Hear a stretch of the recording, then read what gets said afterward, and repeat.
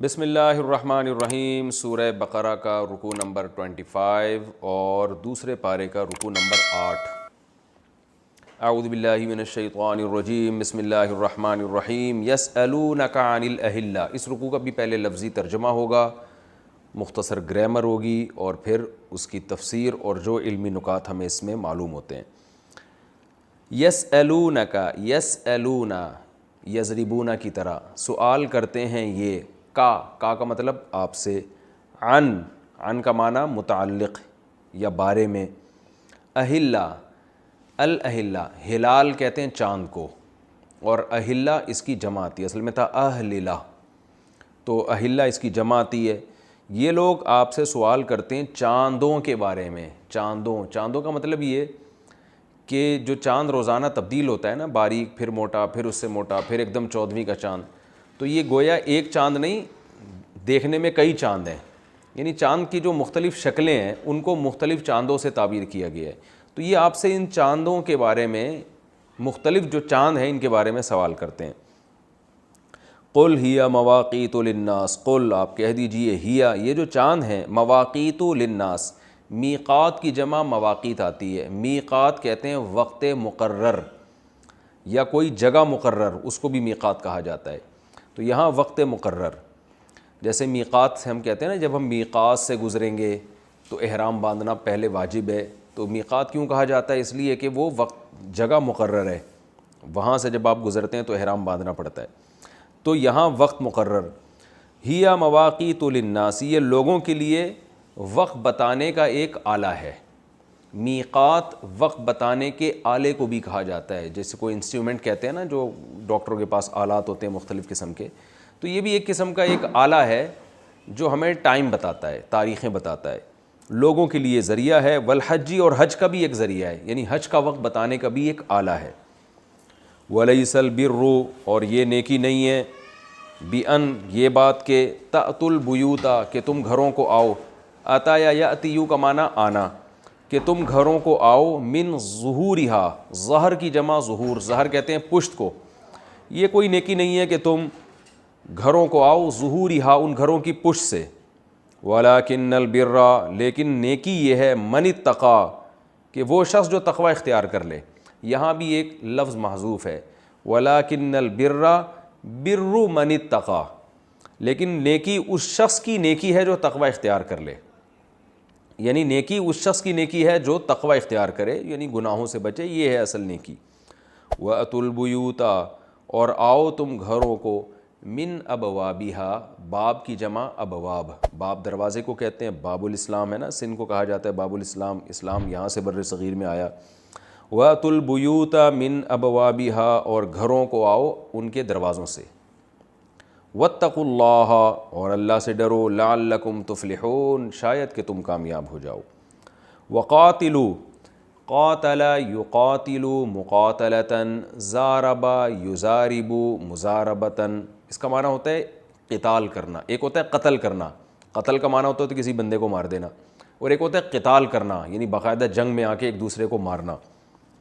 تو اس میں بعض دفعہ قتل ہوتا بھی ہے، بعض دفعہ نہیں بھی ہوتا، تو یعنی لڑنے کے معنی میں ہے۔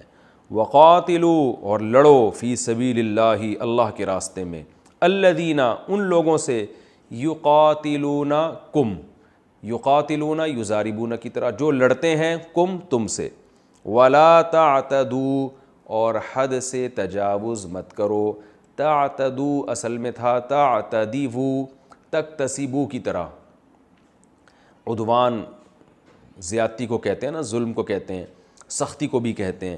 ولا تعتدوا، اور حد سے تجاوز مت کرو، لڑائی میں بھی حد سے تجاوز مت کرو۔ ان اللہ، بے شک اللہ تعالی، لا يحب المعتدین، معتدین اصل میں تھا معتدین، مقتصبین کی طرح، تو پڑھا جاتا ہے معتدین۔ بے شک اللہ تعالیٰ پسند نہیں کرتے حد سے تجاوز کرنے والوں کو۔ وَاقْتُلُوهُمْ، اصل میں تھا اقتلوا، نصر ینصر، اس کا امر آتا ہے انصر، مدد کر، تو اقتل قتل کر، اقتلوا تم سب قتل کرو، تم سب یعنی پلیورل ہے، لوگوں کو خطاب ہے، اور واو جب شروع میں آیا تو الف سائلنٹ ہو گیا۔ وَاقْتُلُوا، اور قتل کرو تم، ہم ان کو، یعنی میدان جنگ میں جن سے تم لڑ رہے ہو ان کو قتل کرو، حیثو جہاں بھی ثقفتموہم، ثقیفہ یثقفو کا معنی ہوتا ہے موجود پانا کسی چیز کو، ثقفتمو تم موجود پاؤ، ہم ان کو، یعنی تم جہاں بھی ان کو موجود پاؤ ان کو قتل کر دو، وَأَخْرِجُوهُمْ، اخرج یخرج اخراجا نکالنا، اور نکال یہ امر ہے اکرمو کی طرح، اور نکالو ان کو، ہم ان کو، من حیث وہاں سے، اخرجو نکالا انہوں نے تم کو، اخرجا نکالا اس نے، اخرجو ان سب نے نکالا، کم تم کو، یعنی ان کو وہاں سے نکالو جہاں سے انہوں نے تم کو نکالا۔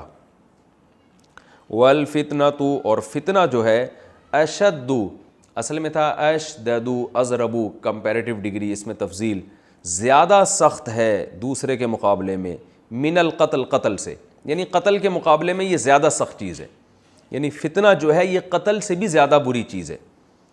ولا تقاتلوہم، اور مت قتال کرو، ہم ان کافروں سے جن کی بات چل رہی ہے جو تفسیر میں بتاؤں گا میں انشاءاللہ، عند المسجد الحرام، مسجد حرام کے نزدیک، مسجد حرام کے نزدیک ان سے لڑائی مت کرو، حتیٰ یہاں تک کہ یقاتلوکم، یہ لوگ قتال کریں تم سے، فیہ اس مسجد حرام میں، فإن قاتلوکم، اگر یہ تم سے قتال کریں، قاتلو قتال کریں وہ لوگ، کم تم سے، اگر یہ سب تم سے قتال کریں یعنی مسجد حرام کے قریب، فقتلوہم، تو تم ان کو قتل کر دو، قتل یقتلو، کذالک یہی جزا ہے، کذالک اسی طرح ہے، جزاء الکافرین کافروں کا بدلہ۔ فإن انتہوا، فإن ان کا معنی اگر، انتہوا اصل میں تھا انتہوا، انتہا کا معنی ہوتا ہے اینڈ تک پہنچ جانا، کسی چیز کو ختم کر دینا، اصل میں تھا انتہوا، اس کو پڑھا جاتا ہے انتہوا، فإن انتہوا تھا، الف کو سائلنٹ کیا، ملا کے پڑھتے ہیں فإن انتہوا، پس اگر یہ رک جائیں، باز آ جائیں یعنی اپنی ان حرکتوں سے، فإن اللہ، تو بے شک اللہ تعالیٰ، غفور معاف کرنے والے ہیں، رحیم رحم کرنے والے ہیں۔ یہ تو میں لفظی ترجمہ بتا رہا ہوں، تفسیر میں اس کا مفہوم سمجھ میں آئے گا انشاءاللہ۔ وقاتلوہم، اور قتال کرو ہم ان سے، حتیٰ یہاں تک کہ لا تکون فتنۃ، کہ فتنہ نہ رہے، لا تکون فتنۃ، فتنہ باقی نہ رہے، ویکون الدین، اور دین ہو جائے للہ، صرف اللہ کے لیے، دین خالص اللہ کے لیے ہو جائے۔ فإن انتہوا، پس اگر یہ باز آ جائیں، رک جائیں، فلا عدوان، تو نہیں ہے کوئی زیادتی، نہیں ہے کوئی سزا، یا نہیں ہے کوئی برا معاملہ یا سخت معاملہ، الا مگر علی الظالمین، صرف ظالمین پر، یعنی پھر ظالمین ہی کے ساتھ سخت معاملہ پیش کیا جائے گا، جو ظالم نہیں ہے ان کے ساتھ سخت معاملہ نہیں ہوگا۔ الشہر الحرام، شہر کہتے ہیں مہینے کو، حرام کہتے ہیں محترم کو، عربی میں حرام محترم کو بھی کہتے ہیں، تو جو محترم مہینہ ہے، بالشہر الحرام، وہ محترم مہینے کے بدلے میں ہے۔ یہ لفظی ترجمہ سمجھ میں نہیں آئے گا جب تک مجھے اس کی تفسیر نہیں بتانی پڑے گی۔ اس آیت میں ہوتا یہ تھا کہ مشرکین کہتے تھے، اور یہ اسلام نے بھی اس بات کو تسلیم کیا تھا، شروع سے چلا آ رہا تھا، کہ 4 مہینے جو ہیں عرب میں محترم تھے، محرم، رجب، ذی قعدہ اور ذی الحجہ، یہ 4 مہینے محترم تھے، اس میں عرب قتل و قتال کو حرام سمجھتے تھے۔ تو اب چونکہ وہ خود اس مہینوں میں لڑنا چاہ رہے تھے، صحابہ کو اشکال ہوا کہ یہ محترم مہینے میں ہم سے لڑ رہے ہیں، جبکہ ہم لڑنا تو ان مہینوں میں حرام ہے، تو ہم کیسے لڑیں ان سے؟ تو اس کا جواب دیا گیا کہ محترم مہینہ الشہر الحرام بالشہر الحرام، وہ محترم مہینے کے بدلے میں ہے، یعنی محترم مہینے کا جو احترام ہے وہ محترم مہینے کے احترام کے بدلے میں ہے۔ تو یہاں ایک لفظ محذوف ہے، حرمت الشہر الحرام بحرمت الشہر الحرام، یعنی محترم مہینے کا جب احترام ہوگا تو پھر اس کے بدلے میں محترم مہینے کا احترام ہوگا۔ سامنے والا اگر محترم مہینے کا احترام نہیں کر رہا تو آپ کے لیے بھی پھر احترام کرنے کی ضرورت نہیں ہے، یعنی وہ اگر اس مہینے کا احترام نہیں کر رہا، اس میں لڑ رہا ہے، تو پھر آپ کو بھی لڑنے کی اجازت ہے، یہ مطلب ہے اس کا۔ یعنی محترم مہینے کی جو محترم مہینے جو ہے وہ محترم مہینے کے بدلے میں ہے، یعنی محترم مہینہ محترم مہینے کے بدلے میں محترم ہے، یہ مطلب ہے اس کا۔ والحرمات قصاص، اور حرمتیں جو ہیں، حرمت کی جمع آتی ہے حرمات، یعنی حرمتیں کہ مطلب احترام جو ہے کسی بھی چیز کا قصاص وہ بدلے میں ہے. یہ اصل میں تھا ذو قصاص, قصاص والا ہے, بدلے والا ہے, یعنی کسی کا احترام کے بدلے میں ہوتا ہے. یہ بتانا مقصد ہے کہ جو حرمت کی چیزیں ہوتی ہیں, احترام والی چیزیں ہوتی ہیں, وہ بدلے والی ہوتی ہیں. کیا مطلب؟ سامنے والا بھی آپ کی رسپیکٹ کرے گا, آپ کو احترام دے گا, آپ کے مہینے کا احترام کرے گا, تو آپ نے اس کا احترام کرنا ہے. تو جب یہ لوگ احترام نہیں کر رہے محترم مہینوں کا, تو پھر اس کے بدلے میں آپ نے بھی احترام نہیں کرنا, کیونکہ ان کو بھی تو خیال کرنا پڑے گا نا اس کا. یہ تو نہیں کہ کوئی بھی احترام کے نام پہ آپ کے ساتھ کچھ بھی کرتا رہے اور وہ کہے کہ مجھے میرے بات کا آپ نے احترام کرنا ہے, اگرچہ وہ احترام نہیں کر رہا. تو اللہ فرماتے ہیں جو حرمتیں ہوتی ہیں وہ بدلے میں ہوتی ہیں. فمن اعتدا, فمن اصل میں تھا من اعتدا, اعتدا اصل میں تھا اعتدا یا اکتسبہ کی طرح. فمن اعتدا علیکم, پس جو تم پر حد سے تجاوز کرے, فاعتدوا علیہ, فاعتدوا اصل میں تھا اعتدیو, اکتسبو کی طرح, آرڈر کا صیغہ ہے, تو سائلنٹ کر دیا الف کو تو پڑھا جاتا ہے فاعتدوا, اور اعتدیو کو اعتدو بنا دیا. تو تم بھی اس سے پر تجاوز کرو, یعنی اس علیہ اس پر تجاوز کرو, بمثلی ما, بالکل اسی کے مثل, اعتدا علیکم, جس کے مثل اس نے تم پر حد سے تجاوز کیا ہے. یعنی بدلے میں تم اس پر اتنی زیادتی کر سکتے ہو جتنی زیادتی اس نے تم پر کی ہے. واتقوا اللہ, اور اللہ سے ڈرو, وَاعْلَمُوا, اور جان لو, ان اللہ مع المتقین, کہ بے شک اللہ تعالیٰ پرہیزگار لوگوں کے ساتھ ہیں. وَأَنفِقُوا, انفقا ينفقوا کا معنی خرچ کرنا, اور خرچ کرو فی سبیل اللہ, اللہ کے راستے میں. وَلَا تُلْقُوا, تلقوا اصل میں تھا تلقیو, القیا یلقیو القاءً, اس کا معنی ہوتا ہے ڈال دینا, کسی چیز کو ڈال دینا. تو وَلَا تُلْقُوا, تو مت ڈالو, لا تکریمو کی طرح آرڈر کا صیغہ ہے, لا تلقوا, مت ڈالو, بِأَيْدِيكُمْ, اپنے ہاتھوں کے ساتھ, إِلَى التَّهْلُكَةِ, ہلاکت کی طرف. یعنی ہاتھوں کے ساتھ کا مطلب اپنے ہاتھوں کو ہلاکت میں مت ڈالو, اپنے آپ کو ہلاکت میں مت ڈالو. تہلکہ ہلاکت سے نکلا ہے. اور وَأَحْسِنُوا, اور خوب اچھا عمل کرو, احسن یحسن احسانا, عمل کو خوب اچھا کرنا. ان اللہ, بے شک اللہ تعالیٰ, یحب المحسنین, بہت اچھا عمل کرنے والوں سے محبت کرتے ہیں. وَأَتِمُّوا, اصل میں تھا أَتْمِمُوا, اکرموا کی طرح, آرڈر کا صیغہ ہے. وَأَتِمُّوا الْحَجَّ, اور حج کو مکمل کرو, وَالْعُمْرَةَ, اور عمرہ کو بھی, للہ, اللہ کے لیے. فَإِنْ أُحْصِرْتُمْ, پس اگر, احصرتم, احصرتم اصل میں تھا اکرمتم, پیسو وائس ہے نا, اکرما یکرمو, اکرما کا معنی اس نے اکرام کیا, یکرمو وہ اکرام کرتا ہے, تو اکرما اکرام کیا گیا اس کا, اکرمتم اکرام کیا گیا تمہارا. تو اب احصرا یحصرو, اس کا معنی ہوتا ہے حصار کھینچنا, کسی کو باؤنڈ کر دینا, پابند کر دینا. فَإِنْ أُحْصِرْتُمْ, پس اگر تم پابند کر دیے جاؤ, یعنی روک لیے جاؤ, حج کا یا عمرے کا تم نے احرام باندھا اور کسی وجہ سے تمہیں روک لیا گیا, تمہیں حج نہیں کرنے دیا جا رہا, جیسے ابھی کرونا میں ہوا تھا نا کہ بہت سے لوگ احرام باندھ چکے تھے, تو سعودی حکومت نے کرونا کی وجہ سے فلائٹیں کینسل کر دیں اور حج سے لوگ روک دیا. تو یہ بھی ایک صورت ہے اس کی. یا دشمن روک لے, جنگ پہ آمادہ ہو جائے اور تمہیں راستے میں روک لیا جائے. تو فَإِنْ أُحْصِرْتُمْ, پس اگر تمہیں روک لیا جائے, تمہیں باؤنڈ کر دیا جائے, تو حصار کھینچ دیا جائے تمہارے اوپر کہ بھئی یہاں سے آگے نہیں تم جا سکتے, کوئی بھی ایسا کام ہو جائے. فَمَسْتَيْسَرَ, فا کا معنی تو ما اصل میں تھا اس میں موصولہ ہے, ما کا معنی وہ چیز, الذی کی طرح. فما تو وہ چیز, استیسرا جو آسان ہو, استیسرا استخرجا کی طرح ہے, استیسرا یسر سے نکلا ہے. فما پس وہ چیز, استیسرا جو آسان ہوگی, من الہدی, ہدی میں سے.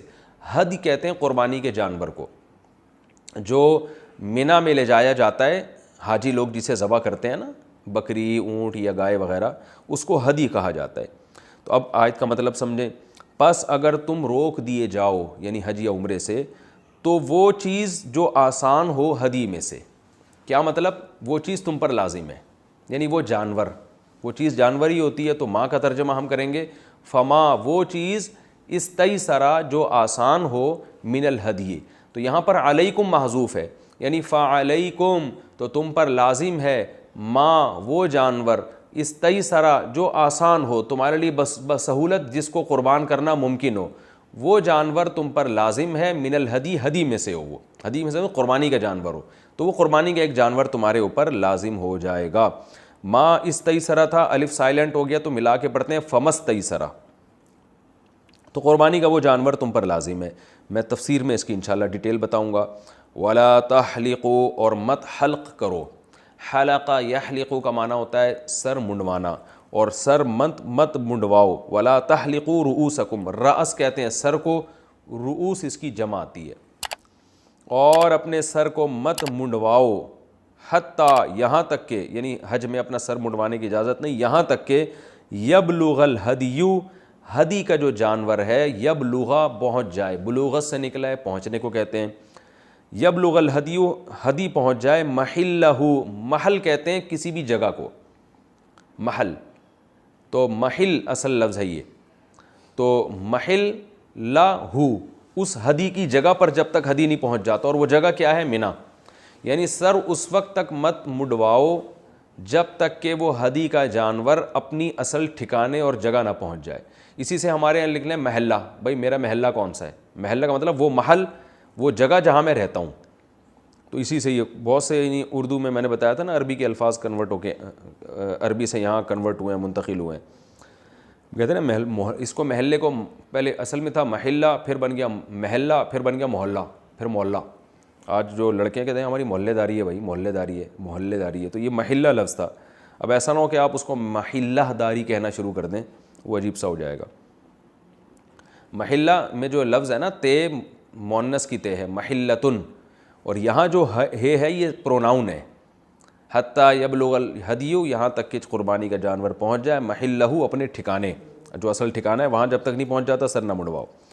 فمن کانا، پس تم میں سے جو شخص ہو، منکم تم میں سے، مریضاً مریض ہو، او یا پھر بہی اذن، بہی کا معنی اس کے ساتھ اذن کوئی بیماری ہو، اذا تکلیف کو بھی کہتے ہیں، گندگی کو بھی کہتے ہیں، یا بیماری مراد ہے، کوئی تکلیف ہو، بیماری ہو، من راسہ، اس کے سر میں سے، سر میں کوئی بیماری ہو، یا وہ شخص مریض ہو جس کی وجہ سے اس کو ابھی بال منڈوانے پڑ گئے ہیں، یعنی مرض کی وجہ سے، یا سر میں کوئی جوئیں تکلیف وغیرہ کو مسئلہ جس کی وجہ سے جلدی بال منڈوانے بعض پڑے جاتے ہیں، تو اگر کوئی شخص پہلے یعنی مریض ہو اور بال جلدی منڈوانے پڑ جائیں، یعنی وہ ہدی کو منا تک پہنچنے کا انتظار نہیں کر سکتا، تو پھر کیا کرنا ہے؟ ففدیۃ، تو پھر فدیہ ہے، من صیامن، روزوں کا، او صدقۃ، یا صدقے کا، او نسک، یا قربانی کا۔ نسک قربانی کو کہتے ہیں، یعنی وقت سے پہلے کسی نے اگر سر منڈوانا ہے کسی عذر سے، تو پھر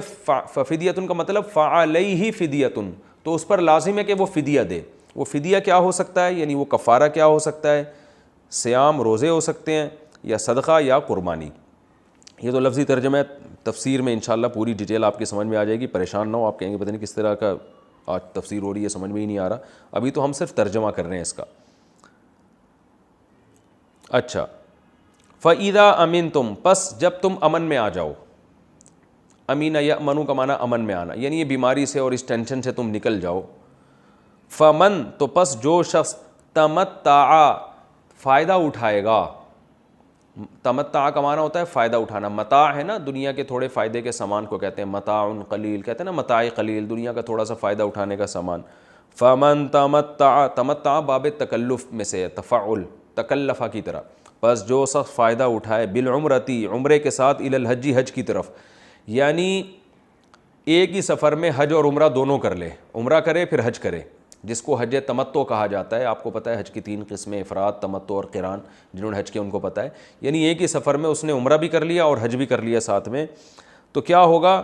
فمستیسر، تو وہ چیز استیسر جو آسان ہو، من الہدی، ہدی کے جانور میں سے، یعنی فعلیہ، علیہ محذوف ہے، تو اس شخص پر لازم ہے، ما، وہ جانور، استیسر جو آسان ہو ہدی میں سے، یعنی جو حج اور عمرہ ساتھ کر لے گا نا، تو اس پر لازم ہو جائے گا کہ ایک قربانی دے، وہ جس کو دم شکر کہا جاتا ہے۔ فَمَن لَّمْ يَجِدْ، پس جو شخص نہ پائے، یعنی وہ قربانی نہیں کر سکتا، فَصِيَامُ، تو روزے ہیں، ثلاثتی ایامن، 3 دن کے، یعنی جو قربانی نہیں کر سکتا تو پھر روزے ہیں 3 دن کے، یعنی فعلیہ، تو اس یعنی علیہ یہاں بھی محذوف ہے، تو اس پر لازم ہے روزے ثلاثتی ایامن 3 دنوں کے، فی الحج حج کے دنوں میں، وسبعۃ اور 7 روزے اذا رجعتم جب تم لوٹ کر آؤ گے، یعنی جب حج کے ایام ختم ہو جائیں گے.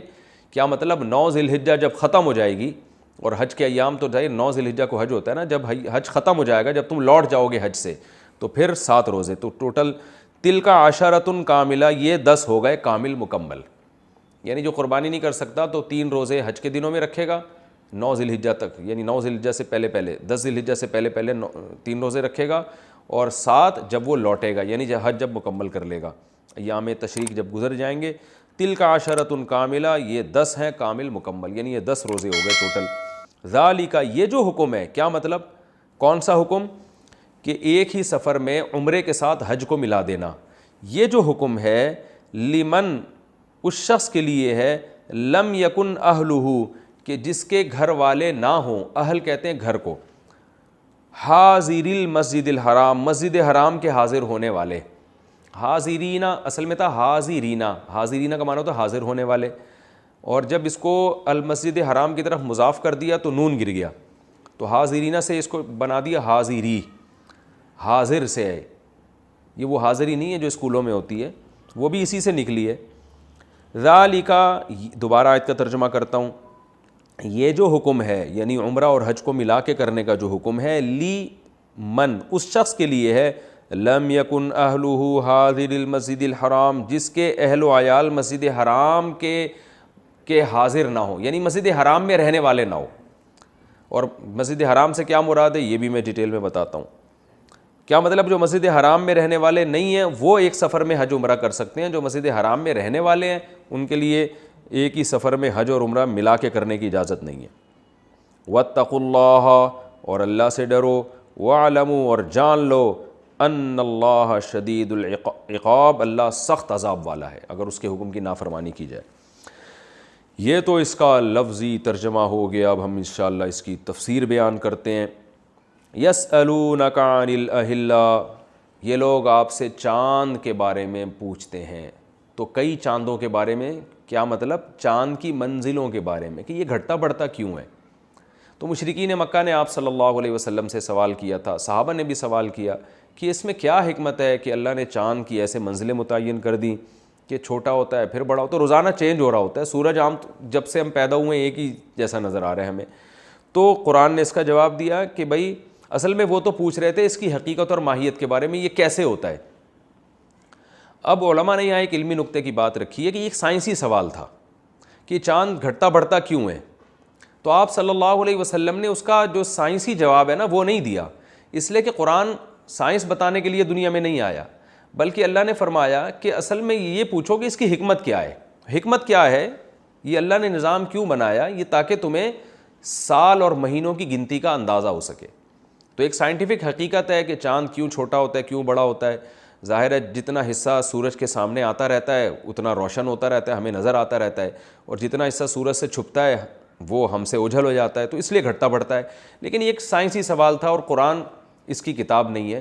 تو قرآن نے گویا ان کے جو جواب تھا نا، ان کا جو اصل سوال تھا اس کو گویا چینج کر دیا کہ پوچھنے کی چیز یہ ہے کہ اس میں حکمت کیا ہے، اس کی حقیقت کیا ہے، یہ پوچھنے کا سوال نہیں ہے.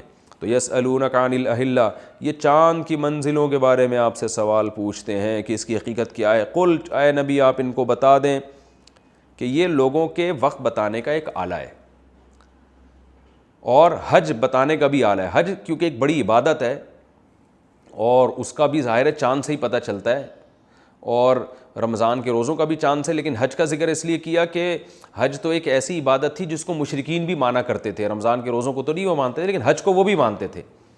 تو یہ حج بتانے کا بھی ایک ذریعہ ہے. اگر یہ چاند کی منزلیں نہ ہوتیں تو میں تاریخوں کا کیسے پتہ چلتا کہ حج کے ایام کب شروع ہو رہے ہیں اور جو ہے سال کب گزرتا ہے. تو یہ اس کا ایک آلہ ہے اور وہ یعنی اس کو بتانے کا ایک ذریعہ ہے. اچھا، میں نے جو یہ ترجمہ کیا کہ یہ لوگ آپ سے چاند کی منزلوں کے بارے میں پوچھتے ہیں، تو یہ چاند کی منزلیں میں نے ہلالوں کا ترجمہ کیا ہے. ہلالوں کا یعنی مختلف منزلوں کو قرآن نے بہت سارے چاندوں سے تعبیر کیا ہے، بہت سارے چاند سے تعبیر کیا ہے. اے نبی آپ ان کو بتا دیجئے کہ ان لوگوں کے لیے وقت بتانے کا ایک آلہ ہے.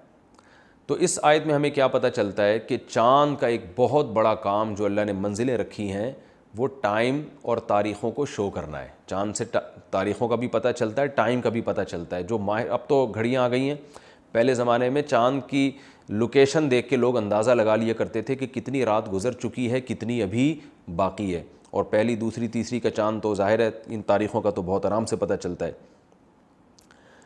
وَلَيْسَ الْبِرُّ بِأَن تَأْتُوا الْبُيُوتَ مِن ظُهُورِهَا, اللہ نے فرمایا کوئی نیکی نہیں ہے کہ تم گھروں کی پشت سے تم گھر میں آیا کرو.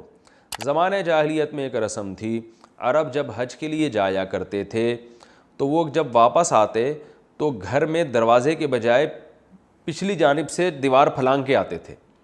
اور ان کا ایک جاہلیت کا ایک کانسیپٹ تھا کہ جس راستے سے ہم گئے ہیں اس راستے سے ہم نے واپس نہیں آنا ہے. اس کو کوئی نیکی سمجھا کرتے تھے, پتہ نہیں اس میں کیا حکمت تھی ان کی, کہ ہم جو ہے نا جس راستے سے گئے اسی راستے سے واپس نہیں آئیں گے, راستہ چینج کر کے اور دیوار پھلانگ کے آئیں گے. تو قرآن نے کہا یہ کوئی اوٹ پٹانگ کام ہے, یہ کوئی نیکیاں, اس قسم کے کام اللہ کی نظر میں نیکی نہیں ہوتے, اور یہ کوئی بیہودہ کام ہے, یہ کوئی نیکی نہیں ہے. بِأَن تَأْتُوا الْبُيُوتَ مِن ظُهُورِهَا, کہ تم گھروں میں پشت سے آنا کہ چھلانگے مار مار کے آیا کرو. وَلَٰكِنَّ الْبِرَّ مَنِ اتَّقَىٰ, اصل نیکی تو اس کی نیکی ہے جو تقوی اختیار کرے, گناہوں کو چھوڑے. جس چیز کو اللہ نے حرام قرار دے دیا, ناجائز قرار دے دیا, اس سے بچنے کی کوشش کیا کرو. یہ یہاں سے آنا اور وہاں سے آنا یہ چھوڑ دو.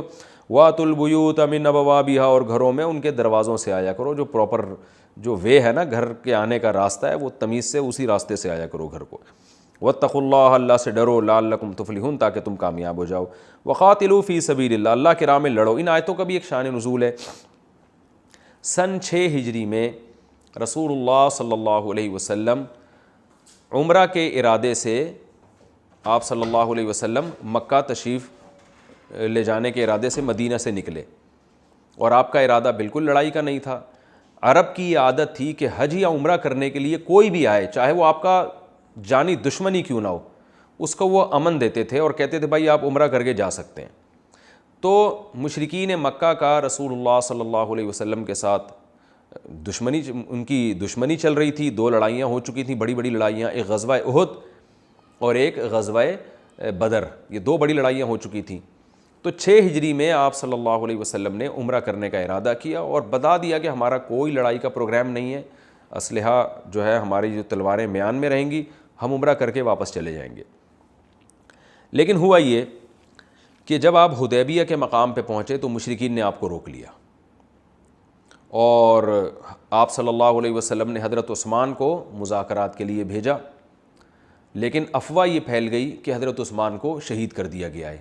تو عرب میں قاصد کو شہید نہیں, قتل کرنا بہت بڑا جرم تھا. بھئی وہ تو ایک قاصد آیا مذاکرات کے لیے, تو نبی صلی اللہ علیہ وسلم نے تو حضرت عثمان کو بھیجا تھا کہ بھئی ان کو یہ بتا دو ہم لڑنے نہیں آئے, ہم عمرہ کر کے چلے جائیں گے, یہ تو اللہ کا گھر ہے, اس کو تم بھی مانتے ہو ہم بھی مانتے ہیں. لیکن جب اطلاع یہ ملی کہ افواہ پھیل گئی تھی کہ حضرت عثمان کو شہید کیا, تو آپ نے وہ 1400 صحابہ جو آپ کے ساتھ تھے, آپ نے ان سے موت پر بیعت کی. یہ پورا واقعہ ہم انشاءاللہ سورہ فتح میں پڑھیں گے, ابھی تو صرف ان آیتوں کو سمجھنے کے لیے میں اس واقعے کو بیان کر رہا ہوں مختصراً. آپ صلی اللہ علیہ وسلم نے 1400 صحابہ سے بیعت لی کہ ہم اس وقت تک لڑیں گے جب تک ہمارے جسم میں خون کا ایک قطرہ بھی باقی ہے. اس کو بیعت رضوان کہا جاتا ہے. ایک درخت کے نیچے آپ نے بیعت کی اور 1400 صحابہ نے موت پر بیعت کی. بہت بڑا حادثہ تھا یہ, لیکن پھر پتہ چلا کہ وہ اطلاع غلط تھی. تو خیر مشرکین سے پھر آپ کا ایگریمنٹ ہوا جس کو صلح حدیبیہ کہا جاتا ہے. اس ایگریمنٹ میں یہ طے ہوا کہ مسلمان اس سال واپس چلے جائیں گے, اگلے سال عمرے کے لیے آئیں گے اور بغیر لڑے عمرہ کر کے واپس چلے جائیں گے, تلواریں نیام میں رہیں گی. اور وہ جو مشہور ایگریمنٹ ہے کہ اگر مکہ سے کوئی شخص مسلمان ہو کے مدینہ آ گیا تو مسلمان اس کو پناہ نہیں دیں گے, اس کو واپس کر دیں گے. لیکن مدینہ سے کوئی خدا نخواستہ مرتد ہو کے مکہ چلا گیا تو پھر مشرکین اس کو واپس نہیں کریں گے. ایسی بہت ساری شرطیں جو بظاہر مسلمانوں کے خلاف جا رہی تھیں, لیکن آپ صلی اللہ علیہ وسلم نے جنگ کو ٹالنے کے لیے ان تمام شرطوں کو قبول کیا. تو اب اسی دوران جب یہ ایگریمنٹ ہو گیا تو انہی کے دوران یہ آیتیں نازل ہوئیں, کیونکہ بار بار اس کا خطرہ لگا رہتا تھا کہ مشرکین مکہ جو ہے وہ ایگریمنٹ کو توڑ رہے ہیں. تو اس پر یہ آیتیں نازل ہوئیں, وَقَاتِلُوا فِي سَبِيلِ اللَّهِ الَّذِينَ يُقَاتِلُونَكُمْ, اللہ کے راستے میں لڑو ان لوگوں سے جو تم سے لڑتے ہیں. یعنی اگر یہ تم سے لڑیں تو ظاہر ہے انہوں نے پھر ایگریمنٹ توڑ دیا تم سے, تو پھر تم بھی ان سے لڑو, تمہیں پوری اجازت ہے. یہ یاد رکھیں عمومی آیتیں نہیں ہے جہاد کی, یہ اس خاص موقع پہ نازل ہوئیں لہذا بعض لوگ جو ہے نا ان آیتوں میں عموم لے کر پھر اسلام کے بارے میں کہتے ہیں اسلام میں تو یہ جہاں پاؤ قتل کر دو، تو یہ ان کے بارے میں، اور سیاق و سباق میں صاف اس واقعی طرف اشارہ بھی ہے، تو وہ ہم انشاءاللہ بھی جب ترجمہ کریں گے تو سمجھ میں آئے گا آپ کے۔ وقاتلوا فی سبیل اللہ، اللہ کی راہ میں لڑو، الذین ان لوگوں سے، یقاتلونکم جو تم سے لڑتے ہیں، یعنی یہ اگر ایگریمنٹ توڑ کے صلح حدیبیہ کا معاہدہ توڑ کے تم سے لڑتے ہیں تو تم بھی لڑو، ولا تعتدوا اور حد سے تجاوز مت کرو۔ لڑائی میں حد سے تجاوز کی بہت ساری صورتیں ہیں، ایک یہ کہ تم ان سے لڑنے میں پہل شروع کر دو ایگریمنٹ توڑ کے، یہ بھی اس طرح سے بھی نہیں تم نے لڑنا۔ دوسرا ہے کہ جب لڑائی کے دوران عورتوں اور بچوں کو قتل کرنا، یہ بھی حد سے تجاوز ہے جیسے کہ حدیث میں آتا ہے۔ تیسرا یہ کہ جن لوگوں سے لڑائی ہے، جنہوں نے ایگریمنٹ توڑا ہے، یعنی جس قوم نے، ان کے علاوہ باقی سے بھی ایگریمنٹ تم توڑ کے لڑنا شروع کر دو، تو ایسا نہیں کرنا، یعنی وہ اپنی باؤنڈری میں رہ کے تمہیں لڑنے کی اجازت ہے، حد سے تجاوز نہیں کرنا۔ ان اللہ لا يحب المعتدین، اللہ حد سے تجاوز کرنے والوں کو پسند نہیں کرتا۔ وَقْتُلُوهُمْ حَيْثُ ثَقِفْتُمُوهُمْ، اور تم پھر ان کو قتل کرو جہاں تم ان کو پاؤ۔ تو یہ بھی انہی مشرکین کے بارے میں ہے جن سے صلح حدیبیہ میں ایگریمنٹ ہوا تھا، کہ یعنی اگر یہ ایگریمنٹ توڑ کے تم کو قتل کرنا شروع کر دیتے ہیں اور پھر اس دوران جنگ شروع ہو جاتی ہے تو پھر تم نے جہاں ان کو پاؤ گے تم نے ان کو قتل کرنا ہے۔ اس لیے کہ عرب یہ کہتے تھے کہ حرم میں قتل و قتال جائز نہیں ہے، تو اس کا اللہ نے جواب دیا کہ نا نا نا نا نا، اگر حرم میں انہوں نے تم سے لڑائی شروع کر دی ہے تو تم ان کو جہاں بھی پاؤ گے قتل کرو گے، تم نے پھر حرم کے احترام کا تم نے خیال نہیں کرنا ہے، اس لیے کہ لڑائی تو شروع ہو چکی ہے۔ ظاہر ہے جب جنگ شروع ہو جائے تو آپ احترام میں ان کو قتل نہ کر رہے ہو تو وہ تو کھا جائیں گے آپ کو، جنگ کا تو یہ اصول ہی نہیں ہے کہ آپ تو کسی قانون کے پابند ہو کے لڑیں اور اگلے کو کھلی چھوٹ دے دی جائے۔ تو اس لیے اللہ نے فرمایا اس موقع پر وَقْتُلُوهُمْ حَيْثُ ثَقِفْتُمُوهُمْ، تم جہاں پھر ان کو پاؤ گے قتل کر دو گے، یعنی اگر لڑائی شروع ہو جاتی ہے تو۔ وَأَخْرِجُوهُمْ مِنْ حَيْثُ أَخْرَجُوكُمْ، اور تم بھی ان کو وہاں سے نکال دو جہاں سے انہوں نے تمہیں نکالا ہے، یعنی انہوں نے تمہیں مکہ سے ہجرت پہ مجبور کیا ہے تو لڑائی کی صورت میں تمہیں اجازت ہے کہ تم ان کو مکہ سے ملک بدر کر دو۔ تو صاف پتہ چلتا ہے کہ یہ ان کافروں کے بارے میں ہے جنہوں نے مکہ سے رسول اللہ صلی اللہ علیہ وسلم کو نکالا ہے، کیونکہ ہر کافر کے بارے میں نہیں، ہر کافر کے بارے میں کیا اصول ہے یہ جب اس سے متعلق جہاد کی آیتیں آئیں گی تو انشاءاللہ پھر میں وہاں ان کو بتاؤں گا۔ ابھی تو یہ خاص ان لوگوں کے بارے میں ہے، وَأَخْرِجُوهُمْ مِنْ حَيْثُ أَخْرَجُوكُمْ، اور انہوں نے جہاں سے تم کو نکالا ہے یعنی مکہ سے، تم نے بھی پھر لڑائی کے بعد ان کو وہاں سے نکال دو۔ وَالْفِتْنَةُ أَشَدُّ مِنَ الْقَتْلِ، سوال پیدا ہوتا ہے اللہ تو ہمیں قتل کا حکم دے رہا ہے کافروں کے، تو یہ تو اسلام تو ایک دین رحمت ہے۔ تو اللہ نے فرمایا جو فتنہ ہے نا، فتنے سے مراد یہاں پر ہے ایگریمنٹ کو توڑنا، انہوں نے جنگ بندی کا معاہدہ کیا ہے اور اس معاہدے کو اگر یہ توڑ کے فتنہ پھیلا رہے ہیں تو یہ فتنہ قتل سے بڑا جرم ہے، تو اس جرم کو ختم کرنے کے لیے چھوٹا جرم کرنا پڑ رہا ہے، یعنی یہ بتانا مقصد ہے کہ جو اللہ تعالیٰ ان کافروں سے تمہیں لڑنے کا حکم دے رہا ہے وہ اس لیے کہ عہد شکنی کا انہوں نے جرم کیا ہے جو اس سے بھی بڑا جرم ہے، کیونکہ یہ بہت بڑا جرم ہے، اس کا فساد کو روکنا پھر قتال کے بغیر ممکن نہیں ہے۔ یعنی یہ اس کا جواب دے دیا کہ اگر تم سے کوئی پوچھے کہ ہمیں کیوں لڑنے کا حکم دیا جا رہا ہے تو بتاؤ کہ یہ جو جنگ بندی کے معاہدے کے باوجود جو انہوں نے عہد شکنی کی ہے نا، یہ عہد شکنی یہ زیادہ بڑا جرم ہے، پہلے اس کا جواب چاہیے ہمیں۔ وَلَا تُقَاتِلُوهُمْ عِنْدَ الْمَسْجِدِ الْحَرَامِ، اور مسجد حرام کے نزدیک ان سے مت لڑو، حتیٰ یقاتلوکم فیہ، یہاں تک کہ یہ بھی تمہیں وہاں سے لڑیں، کیونکہ مسجد حرام کا تقدس ہے، حدود حرم پوری مسجد حرام کی حدود میں ہی داخل ہیں، تو اس میں لڑنا بھڑنا بالکل حرام ہے، لیکن اللہ فرماتے ہیں تم نے بھی نہیں لڑنا، لیکن اگر یہاں تک کہ یہ تم سے لڑنا شروع کر دیں تو تم نے بھی لڑنا ہے۔ فَإِن قَاتَلُوكُمْ، پس اگر یہ تم سے قتال کریں یعنی حدود حرم میں، فَقْتُلُوهُمْ، تو تم بھی ان کو قتل کر سکتے ہو۔ كَذَلِكَ جَزَاءُ الْكَافِرِينَ، یہی کافروں کا بدلہ ہے۔ کافر سے مراد یہ والے کافر، الکافر کہتے ہیں مخصوص کافر، تو جن کی ابھی بات چل رہی ہے ان جیسوں کا یہی بدلہ ہے۔ فَإِنِ انْتَهَوْا، لیکن اگر یہ باز آ جائے، باز آنے کا مطلب چھوڑ دیں قتال اور رجوع کر لیں یا اسلام قبول کر لیں، فَإِنَّ اللَّهَ غَفُورٌ رَحِيمٌ، تو بے شک اللہ تعالیٰ مغفرت کرنے والا اور رحم کرنے والا ہے۔ وَقَاتِلُوهُمْ، اور پھر تم ان سے لڑو، یعنی اگر یہ رجوع نہیں کرتے اور عہد شکنی کرتے ہیں تو تم نے ان سے پھر لڑنا ہے۔ کب تک لڑنا ہے؟ حَتَّى لَا تَكُونَ فِتْنَةٌ، یہاں تک کہ فتنہ ختم ہو جائے۔ اب اس فتنے کی مختلف تفسیریں کی گئی ہیں، جو راجح تفسیر جس کو بیان القرآن میں اختیار کیا گیا ہے وہ ہے کہ شرک سے توبہ کر لیں، یہاں تک کہ وہ فتنے سے، فتنہ ہر جگہ مختلف معنی میں استعمال ہوتا ہے، شرک کو بھی فتنہ کہا گیا ہے، عہد شکنی کو بھی فتنہ کہا گیا ہے، اور ویسے جو زمین میں فساد پھیلا رہا ہوتا ہے اس کو بھی فتنہ کہا گیا ہے۔ تو سیاق و سباق کی روشنی میں جو مفسرین نے جس قول کو زیادہ بہتر سمجھا ہے وہ ہے یہاں شرک، کہ تم ان سے لڑو یہاں تک کہ فتنہ ختم ہو جائے، یعنی شرک ختم ہو جائے، وَيَكُونَ الدِّينُ لِلَّهِ، اور دین خالص اللہ کا ہو جائے۔ تو وَيَكُونَ الدِّينُ جو للہ یہ آیت ہے، اس سے پتہ چلتا ہے کہ فتنے سے مراد یہاں پر شرک ہے، یعنی دین خالص اللہ کا ہو جائے، یعنی خالص یہ اللہ کے فرما بردار بن جائیں، اسلام قبول کر لیں، تو اس وقت تک تم ان سے لڑو۔ تو یاد رکھیں یہ ہر کافر کے بارے میں نہیں ہے، کیونکہ عام کافروں کا حکم یہی ہے کہ اگر ان سے لڑائی کرنی بھی پڑے تو اگر وہ جزیہ دینے پر آمادہ ہو جاتے ہیں تو ان سے لڑائی نہیں جائز ہے پھر۔ لیکن یہ جو کافر ہیں جو قریشی ہاشمی عربی تھے، ان کے بارے میں فقہا کا اختلاف ہے کہ کیا ان سے جزیہ لیا جائے گا، جزیہ لے کے ان کو چھوڑا جائے گا، یا جب تک یہ اسلام قبول نہیں کرتے ان سے قتال کیا جائے گا۔ تو جمہور جو علماء ہیں ان کا قول تو یہی ہے کہ ان سے بھی جزیہ لے کے ان کو چھوڑ دیا جائے گا، لیکن امام ابو حنیفہ رحمہ اللہ تعالیٰ کی رائے یہ ہے اور کہ جو عرب ہاشمی ہیں، خاص طور پہ جو عرب ہیں، ان سے جو ہے جزیہ نہیں ہے، یا تو کسی ایگریمنٹ کے تحت آپ ان سے جنگ بندی کر سکتے ہیں، ایگریمنٹ اگر نہیں ہے اور ان سے لڑائی ہی ہونی ہے تو جب تک وہ اسلام قبول نہیں کرتے ان سے لڑائی ہی رہے گی۔ وجہ اس کی یہ ہے کہ وہ کہتے ہیں کہ قرآن عربی میں نازل ہوا اور عرب جتنا اسلام کو قریب سے سمجھ سکتے ہیں دنیا کی دوسری قوم نہیں سمجھ سکتی، تو دوسری قوموں سے جب لڑائی ہوگی تو ان کے لیے جزیہ کا آپشن ہے کہ بھائی جزیہ دیں اور ان کو چھوڑ دیا جائے گا تاکہ ان کو اسلام سیکھنے کا، اسلام سمجھنے کا موقع ملے، اور وہ جزیہ کی مقدار بہت ہی کم ہوتی ہے، اس سے زیادہ تو مسلمانوں سے زکوٰۃ لی جاتی ہے، بہت تھوڑی مقدار ہوتی ہے جس کی میں ابھی تفصیل نہیں بیان کروں گا، اور سال میں لیا جاتا ہے، قسطوں میں لیا جاتا ہے، بہت آسانی ہے اس میں شریعت میں۔ تو وہ کہتے ہیں کہ جو غیر عرب ہے نا ان کو تو آسانی دی جائے گی کہ بھئی وہ جزیہ دیں، چھوڑ دیں، اپنے مذہب پہ رہیں، اسلام کو سیکھتے رہیں، وہ سمجھتے رہیں، جب سمجھ میں آ جائے اسلام قبول کر لیں۔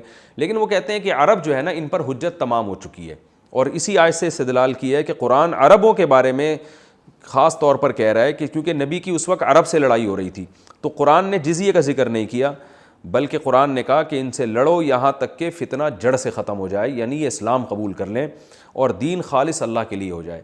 تو وہ امام صاحب کی رائے یہ ہے، امام حنیفہ کی رائے، کہ عرب کے لیے معاملہ اسلام نے سخت رکھا ہے، کیونکہ قرآن ان کی زبان میں نازل ہوا، نبی صلی اللہ علیہ وسلم پہلے ان کی قوم میں آئے ہیں، دوسری قوم میں ان کے ذریعے اسلام پھیلا ہے، تو ان کے لیے حکام شرطیں، کیونکہ ان کا یہ دعویٰ کہ ہمیں اسلام سمجھ میں نہیں آ رہا، گویا اس دعوے کو اللہ نے قبول ہی نہیں کیا، تو ان کے لیے دنیا میں بھی سخت حکام ہے کہ اما الاسلام و اما السیف، بھئی یا تو اسلام ہے یا تمہارے لیے تلوار ہے، درمیان تیسرا کوئی آپشن نہیں ہے۔ تیسرا آپشن ایگریمنٹ کی صورت میں تو ہو سکتا ہے، وقت جنگ بندی ہو جائے جیسے نبی نے ایگریمنٹ کیا تھا، یا لڑنے کی طاقت ہی نہیں ہو مسلمانوں میں، کمزور ہوں، اس بیس پہ ایگریمنٹ پہ مجبور ہوں، تو ایک الگ بات ہے۔ وقاتلوہم، ان سے لڑو، حتی لا تکون فتنۃ، یہاں تک کہ فتنہ ختم ہو جائے، یعنی شرک ختم ہو جائے، ویکون الدین للہ، اور دین خالص اللہ کے لیے ہو جائے۔ فإن انتہوا، بس اگر یہ باز آ جائیں اور لڑائی سے پہلے ہی فتنہ چھوڑ دیں، شرک سے توبہ کر لیں، فلا عدوان الا علی الظالمین، تو پھر صرف ظالمین ہی کے بارے میں سخت احکام ہے، عدوان سے مراد ہے یہاں سختی، پھر ظالموں پہ سختی ہوگی، جو فتنے سے توبہ کر لیں ان کے لیے اسلام کے دروازے کھلے ہوئے۔ الشہر الحرام بالشہر الحرام، رہا یہ مسئلہ کہ تم جب ان سے لڑو گے تو مشرکین کہیں گے تم تو محترم مہینے میں ہم سے لڑ رہے ہو، تو اللہ نے فرمایا محترم مہینے کی حرمت محترم مہینے کے بدلے میں ہے، تو یعنی تم اگر احترام میں قتال نہیں کرو تو ہم بھی نہیں کریں گے، لیکن تم لڑتے رہو ہم سے اور اپنے ہاتھ باندھ کے ہم کھڑے ہو جائیں کہ چونکہ محترم مہینہ چل رہا ہے لہذا ہم نے تو لڑنا ہی نہیں ہے تم سے، تو یہ تو خودکشی ہے۔ تو اللہ فرماتے ہیں ایسا نہیں ہوگا، والحرمات قصاص، اور حرمتیں تو بدلے میں ہوتی ہیں۔ آپ یہ چاہو کہ میں آپ کے والد کو گالی نہ دوں، یہ تم آپ چاہتے ہو، لیکن آپ میرے باپ کو گالیاں دیتے رہتے ہو اور پھر مجھ سے یہ تقاضا کرتے ہو کہ میں آپ کے باپ کا احترام کروں، تو ایسا تھوڑی ہوتا ہے۔ تو اللہ فرماتے ہیں جو حرمت ہے وہ بدلے میں ہوتی ہے، یعنی اس کا بدلہ، وہ اگر آپ چاہتے ہیں کہ آپ کے مہینے کا کوئی احترام کرے تو آپ کو بھی اس مہینے کا احترام کرنا پڑے گا۔ فمن اعتدی علیکم، پس جو تم پر حد سے تجاوز کرے، یعنی تجاوز کا مطلب یہی ہے کہ محترم مہینے میں تم سے لڑتا ہے، فاعتدوا علیہ بمثل ما اعتدی علیکم، تو جتنا حد سے تجاوز اس نے کیا تم بھی اتنا ہی کر سکتے ہو، تم بھی اسے اسی حساب سے بدلہ چکا سکتے ہو۔ واتقوا اللہ، اللہ سے ڈرو، کیا مطلب حد سے تجاوز نہیں کرنا تم نے۔ وَاعْلَمُوا أَنَّ اللَّهَ مَعَ الْمُتَّقِينَ، اور جان لو کہ اللہ پرہیزگار لوگوں کے ساتھ ہے، لڑائی میں تمہاری مدد جبھی ہوگی جب تم تقوی والی زندگی اختیار کرو گے۔ وَأَنفِقُوا فِي سَبِيلِ اللَّهِ، یہ آیت پھر انشاءاللہ اس کے بعد سے جو یعنی تفسیر ہے وہ انشاءاللہ پھر میں اگلے ایپیسوڈ میں بیان کروں گا. وَأَنفِقُوا فِي سَبِيلِ اللَّهِ سے لے کر آخر تک اس کی تفسیر ہوگی. اور اگلے ہی ایپیسوڈ میں اگلے ایپیسوڈ میں ہمارا کام کیا ہے کہ اس رکوع کی بقیہ تفسیر اور پھر جو اس سے ہمیں علمی نکات معلوم ہوتے ہیں وہ انشاءاللہ اگلے ایپیسوڈ میں بیان ہوں گے. اللہ تعالی ہم سب کو سمجھنے کی، عمل کی توفیق عطا فرمائے. وَمَا عَلَيْنَا إِلَّا